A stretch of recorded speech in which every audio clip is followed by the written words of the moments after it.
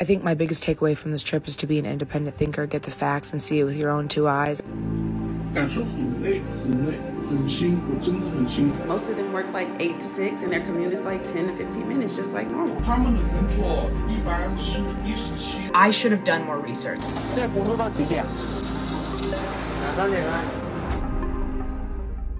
SHEIN is using propaganda to push a new narrative. We know that this brand is unethical by their mass production and low cost. There's no way that this company is pulling in billions of dollars and following proper labor laws. They exploit adults and children to work horrendous hours in tragic conditions, and now they are using influencers to rewrite their reputation. So let's get into it.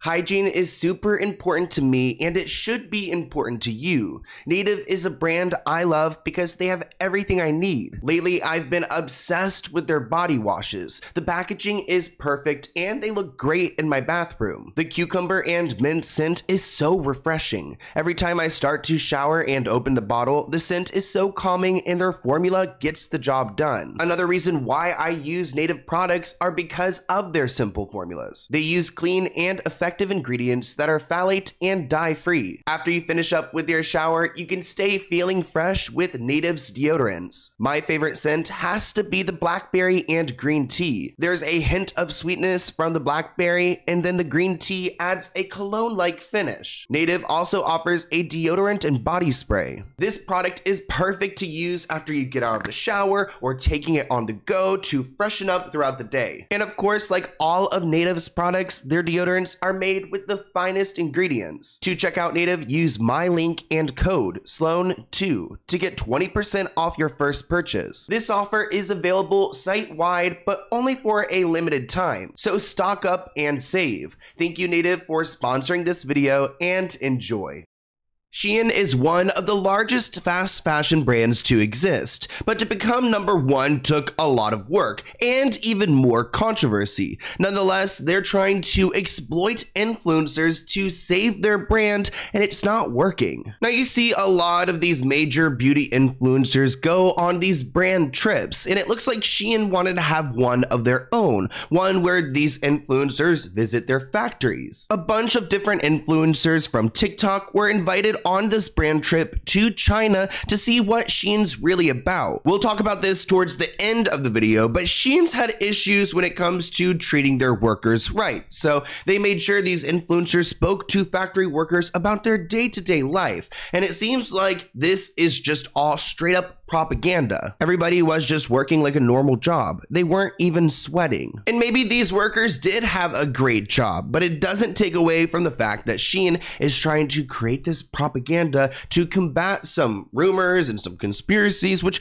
aren't even really conspiracies at all, especially when they have been taken to court for how their factories are run. Nonetheless, they did a good job of taking these influencers and wooing them and trying to convince the rest of the world that their factories are great, and working for SHEIN is a blessing. Day 3 here in China with SHEIN, and you guys, I'm not gonna lie, I'm kind of an attraction out here. They seem to be most fascinated with my hair. But after lunch, it was time to head out on our bus tour. We drove 2 hours out of the city to the SHEIN Innovation Factory, where basically they produce the clothing samples to ship off to the warehouses to make. Upon interviewing the workers, a lot of them were really confused and taken back with the child labor questions and the lead in the clothing questions, because they basically said, our kids want to be on social media just like y'all. They're not working in factories, and our clothing grows through rigorous testing before production. When I asked them questions like, what does your work week look like? How many hours do you work? What's your commute? Most of them work like 8 to 6 and their commute is like 10 to 15 minutes, just like normal. I expected this facility to be so filled with people just slaving away, but... Did she just say slaving away? I mean,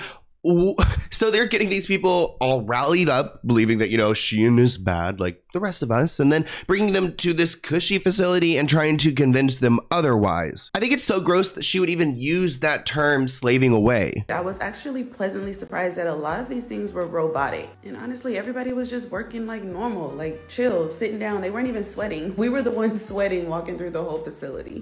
I think it's safe to say from that video that that factory probably isn't like all the other factories or where they're mass producing clothing. Somebody wrote online, I think someone who's a more seasoned investigative journalist would have been able to see through a lot of this. They would have noticed the things that they weren't allowed to see or the questions they weren't allowed to ask. They were manipulated very easily into thinking that this was a full view into their supply chain. I think my biggest takeaway from this trip is to be an independent thinker, get the facts, and see it with your own two eyes. SHEIN definitely isn't known for its laid-back working conditions. It's like she's trying to gaslight us into thinking that if we believe these rumors about SHEIN having poor working conditions, we're not an independent thinker. She's literally being paid to do this. Like, who really is the independent thinker here? These aren't rumors. This is the disgusting reality of the SHEIN factory conditions. She was very surprised at all of the rumors that have been spread in the US. Workers have literally been sewing into the tags, "Help me." Having influencers like these who literally lie and do anything just for a check completely discredits influencers as a whole. They don't actually value the product. They're just doing this for money. Hopefully SHEIN stops with these influencer trips and influencers can stop gaslighting their followers. I don't even want to call this an influencer trip because it's really just like a propaganda moment. I mean, seriously, they are bringing these people here to specifically talk to factory workers about their lives and meet with higher ups and ask questions about labor laws. And it's not like, no offense, but these people aren't necessarily the most qualified people to go and investigate SHEIN. I mean, they're over here just hired and sent to China to make original content about their great experience and how amazing it is to be there. And maybe they weren't able to see through it. I mean, I doubt it, but the rest of the world has been able to. An Instagram influencer named Cara Fabella said that she was appalled at the hypocrisy of it all. One of the biggest things that I've had discussions about my peers is the fact that they are really targeting a lot of plus size as well as POC influencers. And there's such an irony to that because they are not only exploiting voices within the fashion influencer space of typically quoted, unquoted marginalized groups, but it's also that SHEIN is one of the worst abusers of human rights issues within the garment worker factory space. 感受很累，很辛苦，真的很辛苦。现在工作到几点？2、3点了。我是过来应聘的。Behind the doors of SHEIN's factories. 他们的工作一般是17到18个小时。这个是要走货的，不能等。 As you can tell, that independent documentary showed a different side of SHEIN, and I kind of believe where they're coming from opposed to this influencer trip, but they really have some of these influencer guests really hypnotized because there's one in particular named Danny who has 481,000 followers on Instagram. Even though she's been changing up her posts and turning off the comments, she is still going hard for SHEIN for whatever reason. It didn't feel like a show. It didn't feel like something was quickly put together. Influencer Danny Carbonari is speaking out against growing criticism after posting glowing reviews of SHEIN's operations in China. In an almost 12-minute video, the influencer begins by saying she is imperfect and can take accountability for her actions. She describes being interested in the brand over their size, inclusivity, and affordability, and said she's friends with someone who worked there who helped make further introductions. She explains the company took her on a brand trip to Tahoe where she says she brought up many concerns and questions to the higher ups. Later, she said she had an off-the-record meeting with political people and journalists where higher ups addressed more questions and gave answers. Okay, I appreciate, I guess, the transparency there that they're like, you know, speaking to the higher ups and they're asking these important questions, but I love that expression, where there's smoke, there's fire. Like, why are we even having this conversation? Like, why are the political, leaders involved? Like, what is really going on here? And how are they shaping this narrative and using these people to create this propaganda, essentially to cover up what? Cover up child labor, trying to cover up abuse in the workplace, the chemicals that are in the clothing. I mean, there are so many things we could go through. Me, I'm a very logistic person.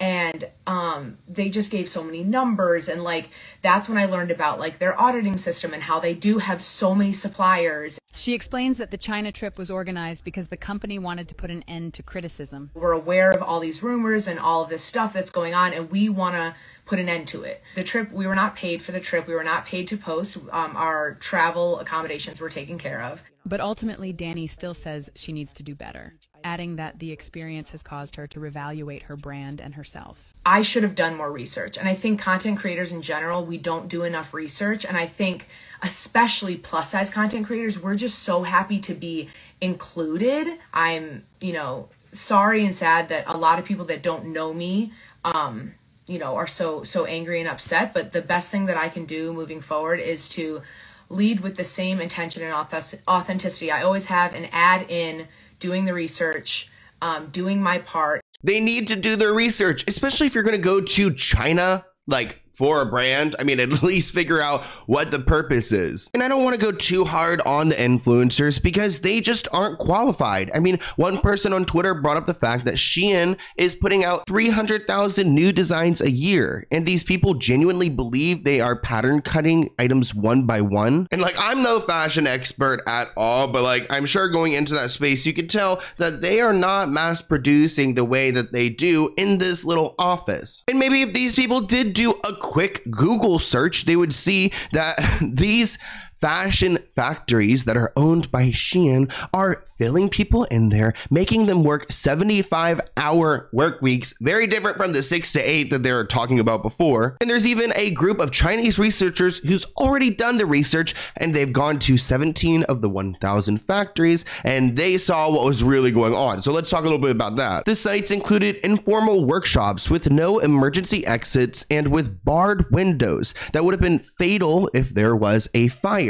The garment workers revealed that they clocked in for 3 shifts per day, often with only 1 day off a month. This violates local labor laws, which follow an American standard with a max of 40 hours a week. And those are proven facts. We also have a bunch of conspiracies, like the tag situation, where workers were supposedly begging for help and sending messages to customers through the tags or little notes in their packages. And it was a really scary conspiracy going around that SHEIN claims is completely false. Are SHEIN workers really using their clothes to ask for help?